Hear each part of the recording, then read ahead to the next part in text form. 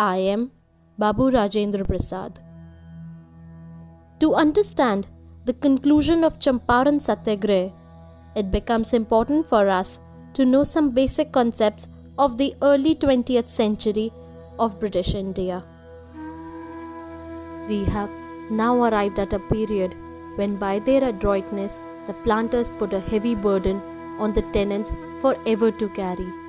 Till then, the facts used to get indigo grown, and whatever of force or oppression there was in connection with the cultivation of indigo. But the synthetic dyes of Germany has reduced the prices of indigo to a very great extent, and indigo cultivation was not as profitable as it used to be formerly. In some places, there was actual loss. Many factories were closed in the district of Saran, and so also many of them stopped work in the districts of Muzaffarpur, Darbhanga and Mongir, and those that remained were growing other crops like other agriculturists on their land. Champaran was not altogether free from the effects of this competition, and there too, where in 1892 till 97, indigo has been grown on an average on 91,000 acres every year. In 1914, only 8,100 acres were under indigo. The government made great efforts to save the indigo industry. Many scientists began to investigate the subject, but there was no chance of any profit from the indigo cultivation visible.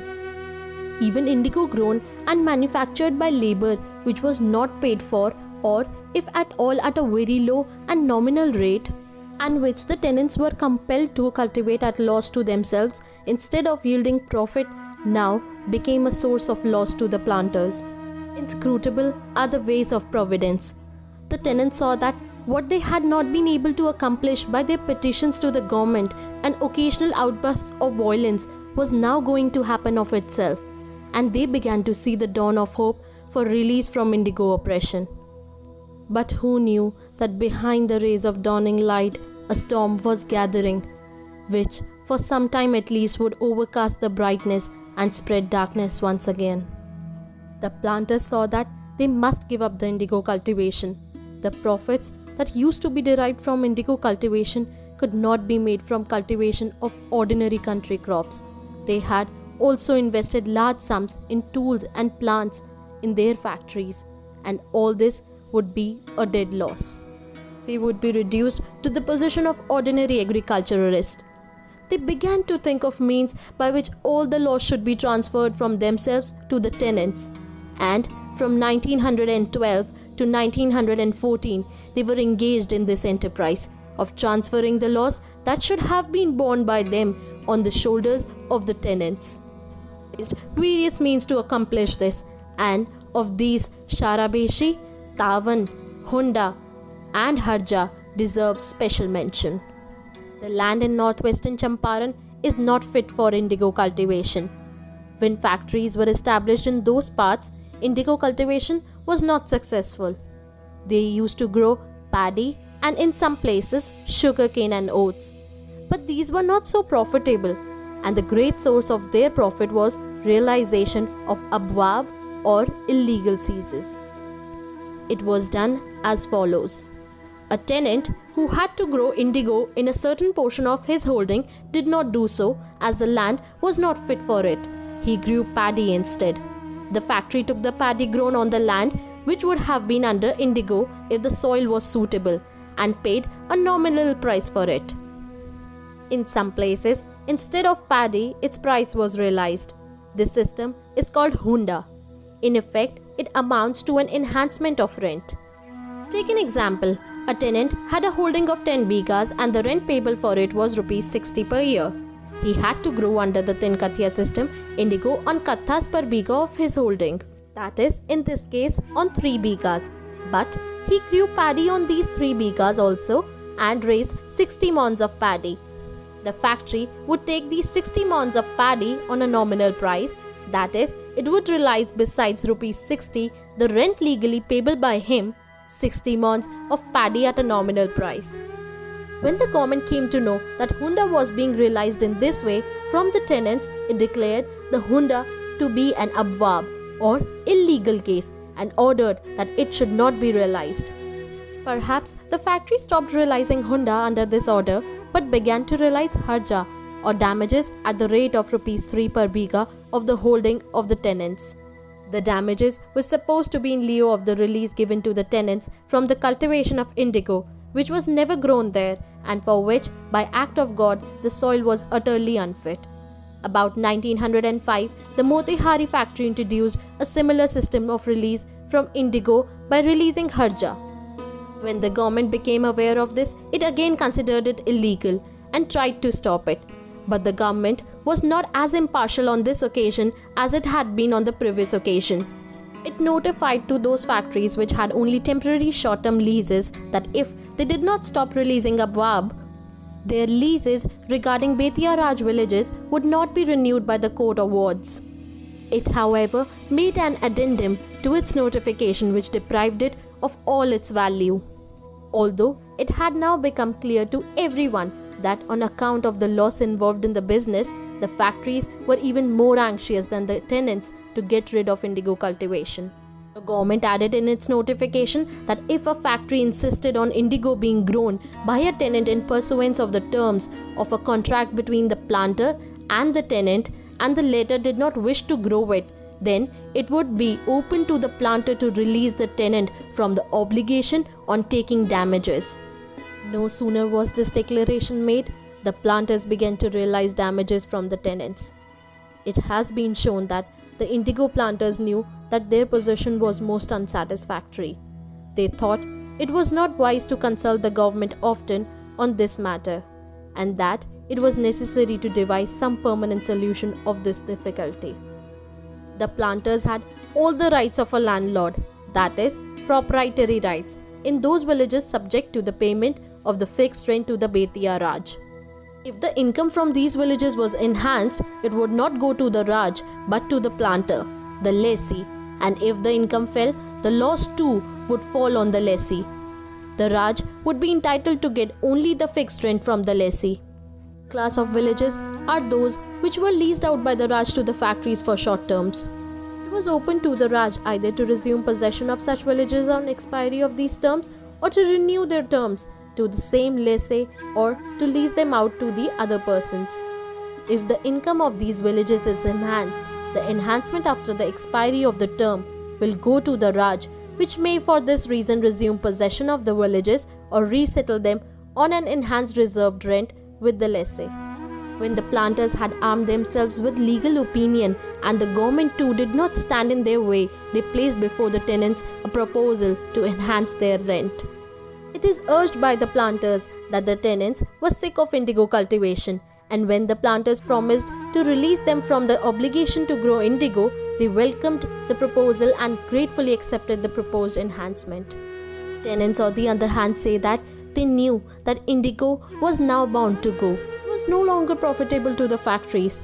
They knew too that in the adjoining districts of Saran, Muzaffarpur and Darbhanga, many of the factories have been closed, and they were hoping that on account of natural causes, these factories would disappear from Champaran also. They urged that, therefore, when the proposal to enhance rent in lieu of release from indigo cultivation was placed before them, they flatly refused to agree and told the planters that in lieu of release from the dying indigo cultivation, they would not put this burden of enhancement of rent on their and their children's head, and that if suited the planters, they might insist on cultivation of indigo. The interests of the planters at this time, however, demanded that indigo cultivation should cease and tenants should pay in cash instead. They were not any more prepared to consider the interests of the tenants now than they had been ever before. The tenants assert that all the contracts for enhancement of rent which were supposed to make were forcibly taken from them. Or two, but thousands and thousands of tenants solemnly made the assertion before Mahatma Gandhi that they signed or put their thumb impression on enhancement contracts under compulsion after being dishonored and beaten. It is, however, true that if not roughly dealt with, every tenant was not tied to a tree and then beaten with leather straps. Every tenant was not shut up in a chicken pen or in some dirty place in the factory. Peons were not quartered at the house of every tenant. Dangars may not have been posted obstructing the egress from and ingress into the house of every tenant. Every tenant may not have been tied down and thrown in the hot day sun or a heavy load placed on his head or breast. It may be that the services of barber, washerman, carpenter, and smith may not have been stopped in the case of every tenant. Every tenant may not have been made the victim of a false prosecution in 3 criminal courts. The roads leading to every village may not have been closed, and the grazing lands may not have been closed against the cattle of every tenant. But this much is certain, that some of these biggest and most respectable and influential among the tenants were severely dealt with in some one or more of these ways, and their spirit having been crushed. The rest of that and the neighboring villages were easily coerced into submission. It was only natural that they should submit to what they considered to be the inevitable. All of these struggles, even mentioned in the prior episodes, led to the Champaran Agrarian Act. On the 29th of November, the Honorable Mr. Maud introduced the Champaran Agrarian Bill into the Legislative Council. On this occasion, he delivered a remarkable speech. The bill was ultimately passed and became the Champaran Agrarian Act. Its principal provisions were as follows. Number 1. On and after the commencement of the Act, any agreement, lease, or other contract between a landlord and a tenant holding under him which contains a condition to set apart the land of his tenancy or any portion thereof for the cultivation of a particular crop shall be void to the extent of such condition, provided that if the tenant has in consideration of such condition received any advance prior to the commencement of this act, he shall be bound to refund the same. Number 2. Where, in consideration of the release of a tenant from a condition, the rent payable by such tenant prior to the first day of October 1917 has been enhanced, the amount of such enhancement shall, with effect from the said date, be reduced by 20% in the case of rent payable to Turkalia Limited and by 26% in all other cases, and a note to that effect will be made in the record of rights. Number 3. Where a special condition or incident referred to above has been entered in the record of rights in respect of a tenancy, the same will be cancelled and the rent of the tenancy will be enhanced to an extent proportionate to the reduced enhancement mentioned above. Number 4. The local government will by rule prescribe the authority for making necessary amendments in the record of rights, whose decision shall be considered final. Number 5. Nothing in the Act shall prevent a tenant from contracting to deliver to his landlord a specified weight of a particular crop to be grown on the land of his tenancy or any portion thereof. This was further based on 2 points. Number 1. That any claim for damages for breach of such contract shall be based on a failure to deliver the specified weight and not on a failure to cultivate any specific portion of land. Number 2. That the term of such contract shall not exceed 3 years. The most outstanding features of the Act were the abolition of Tinkatiya, reduction of Sharabeshi by 20% in Turkalia and 26% in other factories, the freedom of tenants holding from an obligation to grow indigo and liberty to them to grow indigo on voluntary basis if they liked, and arrangement to prevent litigation in respect of the matters covered by the Act. The committee had also recommended that 25% of the tavan realized by the factories should be refunded. The government had accepted this recommendation. Accordingly, the Betiya Raj refunded Rs 1,60,301.99 out of the tavan realized by 18 factories. It may be added here that no refund could be got in respect of villages that did not belong to the Betiya Raj. In regard to one factory, it is worth stating that its proprietor, after realizing the tavan, transferred it, and it was considered unjust to force a refund from the new purchaser. After the passing of the Agrarian Act, the pioneer, the mouthpiece of Anglo-Indians, severely criticized the action of government, which had dared to do some justice to the long-suffering tenantry of Champaran. It wrote as follows. You regret to find in those steps the worst of the faults that can be attributed to the bureaucracy.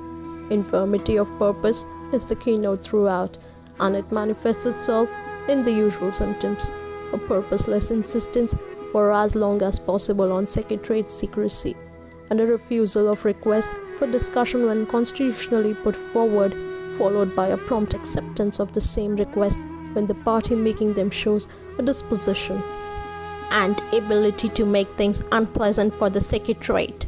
Professed reliance on the opinion of local officers so long as the profession serves as an excuse for secrecy and delay, followed by abandonment of those opinions when they are found to be inconvenient, a too obvious desire to wait for as long as possible, grasping the nettle of a controversial subject with the inevitable risk of injustice resulting according to the power of one side or the other to put pressure on government. It was natural that the Anglo-Indian press should write like this, but every fair-minded person will admit that it was the first attempt on the part of government to readdress the long-standing grievances of the tenants, and even to this the hands of the government were forced by a world-renowned reformer like Mahatma Gandhi. The so-called created rights of the planters were no doubt affected, and their henchmen in the Anglo-Indian press undoubtedly felt sore about the matter. But the effect of the act, so far as the ordinary people were considered, was all for the good, and after a long waiting, the burden on the oppressed tenants was for the first time lightened to a certain extent. It was the opinion of Mahatma Gandhi that one of the main reasons of the sufferings of the tenants of Champaran was their ignorance. He was convinced from the very beginning that it was impossible for any outside agency to improve their lot unless their mental and moral condition was improved. This applies to the whole of India, but it can be demonstrated beyond contradiction in Champaran. The tenantry is altogether helpless. It is weak and there is gross ignorance. Mahatma Ji had therefore made up his mind at an early stage of his mission that even if he succeeded in securing some relief for the riots, they would not be able to get the full benefit of it. They would become subject to fresh bonds. It has already been observed that since the advent of Mahatma Gandhi, a peculiar sense of freedom and fearlessness was visible among the tenants of Champaran. But whether this was only a passing phase or a permanent acquisition by them could not be said for certain. Mode of living also requires a great change. Dirt in the villages, dirt on the roads, dirt everywhere. The villagers have lost the ordinary capacity for organized work and cannot, by their combined action, repair a small village pathway. On the advent of any epidemic disease, they fall victims to it, there being none to help them or protect them, and there being no arrangement for their treatment. When there is no arrangement for sanitation, what arrangement could one expect regarding medical relief? Mahatma Ji had accordingly decided the arrangement for spread of education was as necessary among them as the redress of their grievances. Some time before the inquiry committee commenced its work, Mahatma Ji had written to some friends about it and told them what sort of volunteers he needed for this social work. After the committee had made its report, Mahatma Ji found time to attend to this part of the work, and on the 8th of November 1917, he came to Champaran from Bombay with some volunteers. It was his wish that in this social work he should get the help of planters, and that in that villages of almost every factory he should open one or more schools. But alas, this wish could not be fulfilled. He decided that if the planters would not give him lands in their villages, he should open these schools in independent places. Thereon, the 13th of November 1917, Mahatma Gandhi opened his first school in Champaran. The school was put in charge of Shriyut Baban Gokhale, his cultured wife Srimati Avantika Bai Gokhale, and Mahatma Ji's youngest son Shriyut Devdas Gandhi. Another school was Mahatma Ji on the 20th of November in a village called Bhiti Harwa. This village is situated in the Nepal Tarai, about 40 miles northwest of Betia. With the help of Seth Kancham, a wealthy merchant, a school was opened on the 17th of January 1918 at Madhuban in the Seth's house. It is a matter of regret and shame for the people of Bihar that while highly educated and responsible people of other provinces volunteered their services, for some time not one man was found in the whole province to take up this social work. Whenever we used to talk to Mahatma Ji about Swaraj, he used to say that he was doing the work of Swaraj. We could not, I confess, realize at that time the full significance of what he said. But today, when the immediate work in hand in Champaran has been finished, it may truly be said that it was the real work of Swaraj. When Mahatma Ji on his way to Champaran had visited a village near Muzaffarpur and seen the condition of people and the children there, he had exclaimed, "We can get Swaraj only when we improve the lot of these people." He had proceeded to Champaran to improve the lot of those people.